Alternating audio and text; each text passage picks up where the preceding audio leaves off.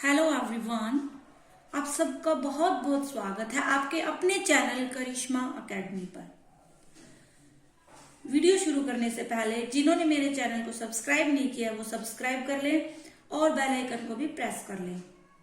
आज हम नया चैप्टर स्टार्ट करने जा रहे हैं, नॉट फॉर प्रॉफिट ऑर्गेनाइजेशन, या आप इसे शॉर्ट में एनपीओ भी बोल सकते हैं। ठीक है, एनपीओ भी बोलते हैं, नॉन प्रॉफिट ऑर्गेनाइजेशन या नॉट फॉर प्रॉफिट ऑर्गेनाइजेशन। ठीक है, नेम से पता चल रहा है नॉट फॉर प्रॉफिट, मतलब कि जो किसके लिए नहीं है, प्रॉफिट के लिए नहीं है, मतलब प्रॉफिट अर्न करने के लिए नहीं होता ये। ठीक है, मेन इसका मोटिव क्या रहता है, सर्विसेज प्रोवाइड कराना। ठीक है, NPO are those organisations which are set up not for earning profit but for rendering services to public and members। मतलब नाम से पता चल रहा है कि जिनका मोटिव क्या होता है, प्रॉफिट अर्न करना नहीं होता, क्या करना होता है, सर्विसेज देना, किसको, पब्लिक को और अपने मेंबर्स को, यानी जो भी उसके मेंबर होते हैं इस ऑर्गेनाइजेशन के, उनको क्या देना, सर्विसेज प्रोवाइड कराना या पब्लिक को सर्विसेज प्रोवाइड करवाना। मतलब मेन इनका मोटिव ये होता है, प्रॉफिट अर्न करना इनका मोटिव नहीं होता।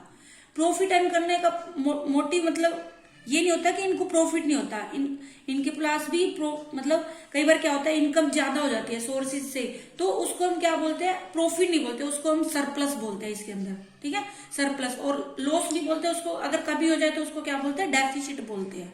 ठीक है, एनपीओ कौन है, are those organisation which are set up not for earning profits but for rendering services to public and members. Example में स्कूल आ जाएंगे, हॉस्पिटल आ जाएंगे, लाइब्रेरी सोसाइटीज आ जाएंगी, और ये ऑर्फेनेज वगैरह आ जाएंगे, कोई ब्लाइंड उसके लिए, बच्चों के लिए है, कोई स्कूल खुला हुआ है और वो फ्री में प्रोवाइड करा रहे सर्विस, क्लब खुले होते हैं, वो सब इसके अंदर आ जाएगा।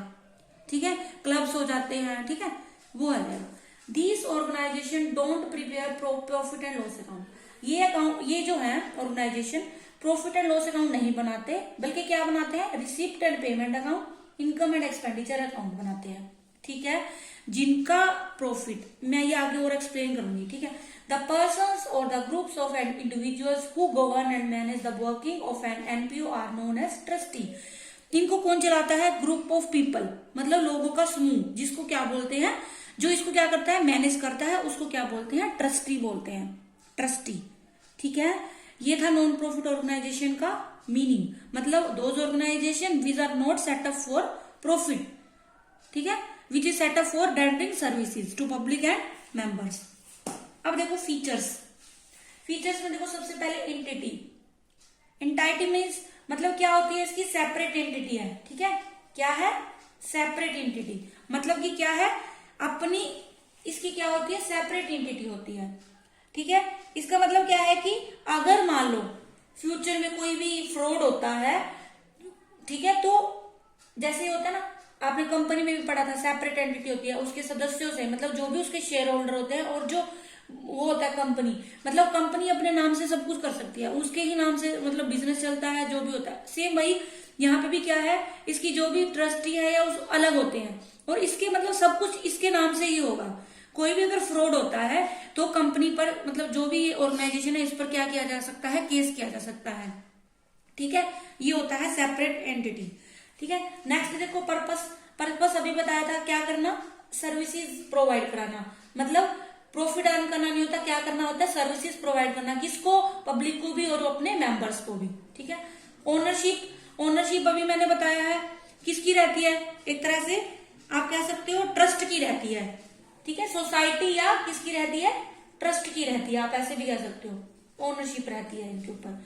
Profit is not the objective, मतलब नाम पता चल रहा है कि इसका ऑब्जेक्टिव प्रॉफिट नहीं होता, इसका ऑब्जेक्टिव प्रॉफिट अर्न करना नहीं होता, बल्कि क्या होता है, लोगों को सर्विसेज प्रोवाइड करना, लोगों की हेल्प करना भी हो सकता है, आप ऐसे कह सकते हो। ठीक है, मैनेजमेंट, मैनेजमेंट कौन करता है, अभी मैंने इस लास्ट लाइन में भी आया, मैनेज कौन करता है, ग्रुप ऑफ पीपल्स कह लो या group of individuals, that is called trustee, जिसको क्या बोलते हैं, ट्रस्टी बोलते हैं। फंड, अब देखो फंड में क्या होता है, देखो ये कोई बिजनेस तो कर नहीं रहा, तो इसको प्रॉफिट तो हो नहीं रहा, तो इसकी जो, इसकी वो जो चलती है ना, इसका सोर्स जहां से भी आता है, वो क्या होता है, चंदा वगैरह कह सकते हो, जिसको हम सब्सक्रिप्शन बोलते हैं। क्या बोलते हैं, चंदा, चंदा कह लो, सब्सक्रिप्शन, डोनेशन हो गया, कोई दान वगैरह देके जाता है। ठीक है, कोई एंट्रेंस फीस हो जाती है, मतलब जैसे इसके मेंबर्स होते हैं ना, वो क्या करते हैं, एंट्रेंस फीस होती है वो देते हैं, ठीक है। डोनेशन हो गया, एंट्रेंस फीस हो गया, सब्सक्रिप्शन हो गया, ये सब इसके क्या है, सोर्सेज हैं, यानी इससे इनको क्या मिलती है, इनकम मिलती है, आप ऐसे कह सकते हो, ठीक है। ये थे इसके मीनिंग और इसका फीचर्स। अब देखो, मतलब non profit organisation are those organisation which are set up for rendering services, ठीक है। और इसकी वही एंटिटी हो गया, पर्पस में आप कह सकते हो, मैनेज कौन करता है इसको, और प्रॉफिट अर्न करना इसका मोटिव नहीं होता, इसकी फीचर इसी के अंदर से निकल जाती होती है, ठीक है। अब देखो, दो चीजें होती हैं, आप ऐसे कह सकते हो, जो भी एक्टिविटीज होती हैं,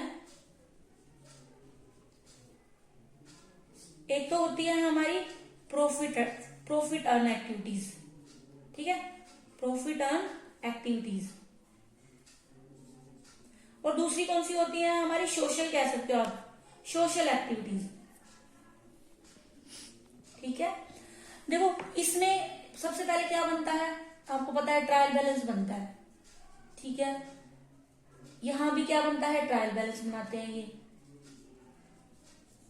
अब एक चीज ध्यान रखना, हम ये सोचें कि इनका प्रॉफिट तो मतलब इनका जो वो है पर्पस प्रॉफिट अर्न करना नहीं है, तो ये अपने अकाउंट्स नहीं रखते, नहीं, इनको भी अपने क्या रखने पड़ते हैं, अकाउंट्स रखने पड़ते हैं, ठीक है।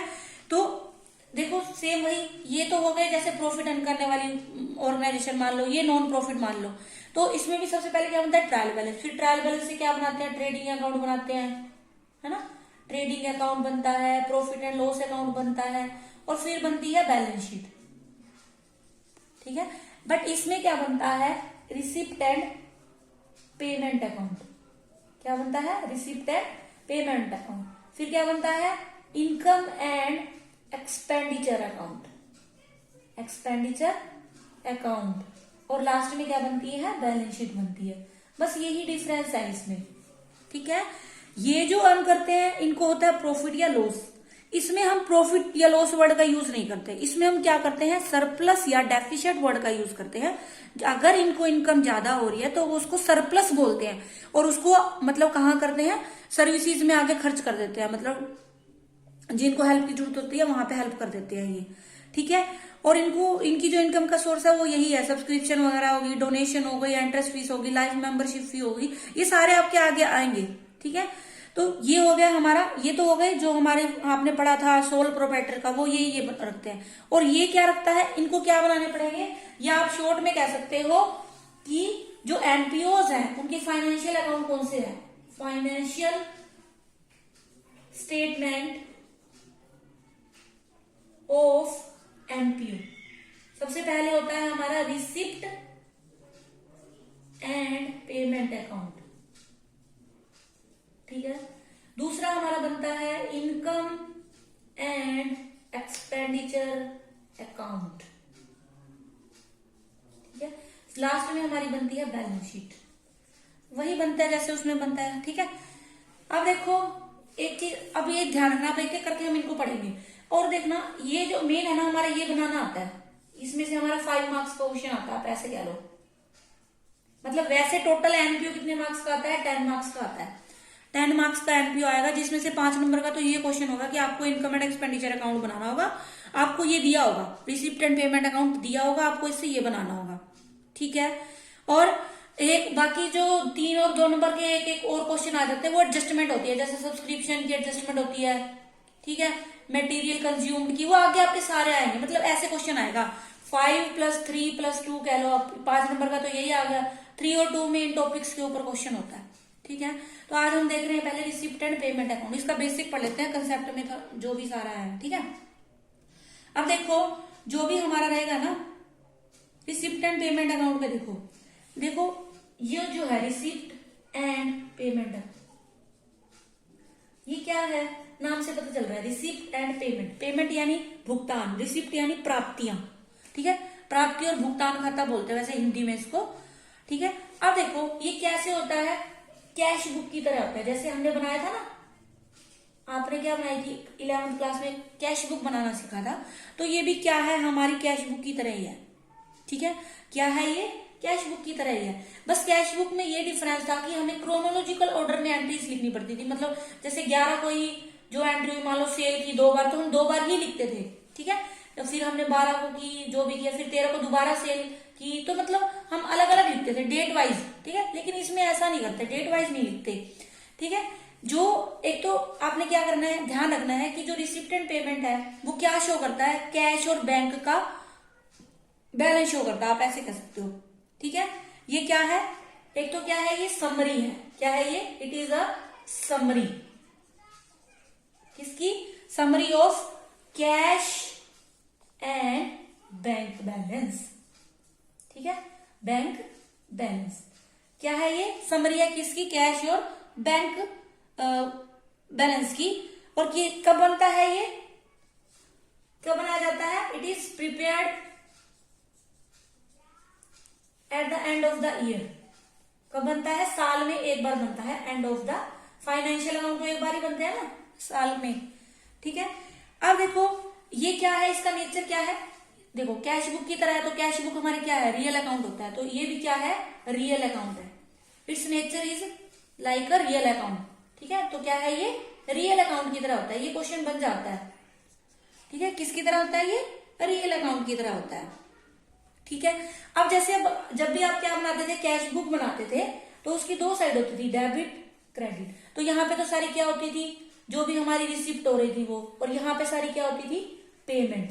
सेम यही चीज यहाँ पे होगी, बिल्कुल ये कैश बुक की तरह ही बनेगा हमारा। तो यहाँ पे क्या आ जाएगा, जितनी भी हमारी रिसिप्ट हो रही है वो कहाँ आएंगी, हमारी जितनी भी ऑल रिसिप्ट्स, ठीक है, ऑल रिसिप्ट्स कहाँ आएंगी, डेबिट साइड में, ठीक है। और उसको हम क्या बोलते हैं, रिसिप्ट साइड भी बोलते हैं, रिसिप्ट साइड। यहां क्या, ऑल पेमेंट्स, ठीक है, ऑल पेमेंट्स कहां आएंगी, क्रेडिट साइड, और इसको हम क्या बोलते हैं, पेमेंट साइड भी बोल देते हैं, ठीक है।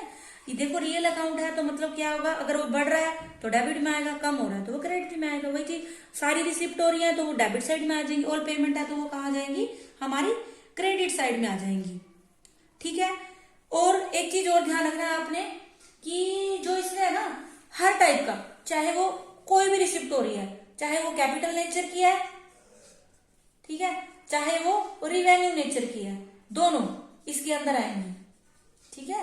कैपिटल नेचर की वो, रिवेन्यू नेचर की, सारी सारी जितनी भी रिसिप्ट है वो इसके अंदर आ जाएंगी, रिसिप्ट और पेमेंट्स, ठीक है।